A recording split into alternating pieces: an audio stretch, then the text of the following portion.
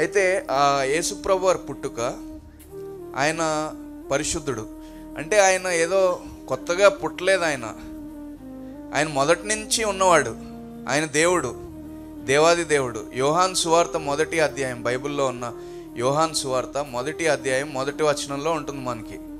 ఆది యందు వాక్యం ఉండెను, వాక్యము దేవుని యొద్ద ఉండెను, వాక్యమే దేవుడై ఉండెను. ఆ దేవుడు శరీరధారిగా, కృపా సత్య సంపూర్ణుడుగా, శరీరధారి అంటే యేసు ప్రభుగా లోకాన అవతరించాడు. అంతే. ఆయన ముందు నుంచి ఉన్నవాడు. ఆయన ఏదో మనుషుల్లాగా పుట్టలేదు. అయితే ఆయన పరిశుద్ధుడు. దేవుడు అంటే పరిశుద్ధుడు. పరిశుద్ధుడు అంటే దేవుడు అనే ఆయనకి ఇలాంటి లక్షణాలు ఉండకూడదు.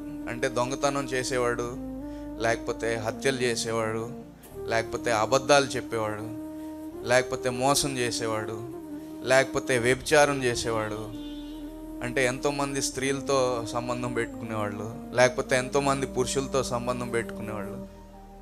వాళ్ళు పరిశుద్ధులు కారు, వాళ్ళు దేవుడి లక్షణాలు కావు అవి. ఆ లక్షణాలు ఉన్నవాళ్ళు మనుషులు కాదు, మనుషుల కంటే దౌర్భాగ్యమైన స్థితిలో ఉన్నవారు అవుతారు. సో యేసు ప్రభులో అలాంటి లక్షణాలు ఏవీ లేవు. ఆయన పరిశుద్ధుడు, పరిశుద్ధుడిగా జన్మించాడు. పరిశుద్ధుడు అంటే బయట శరీర సంబంధించేమో పరిశుభ్రత అంటాం, ఆత్మకు సంబంధించింది పరిశుద్ధత. అంటే స్పెషల్ ఆయన, ఇంకా అన్కంపేరబుల్ అంటాం కదా, ఇంకా ఆయన్ని పోల్చలేం.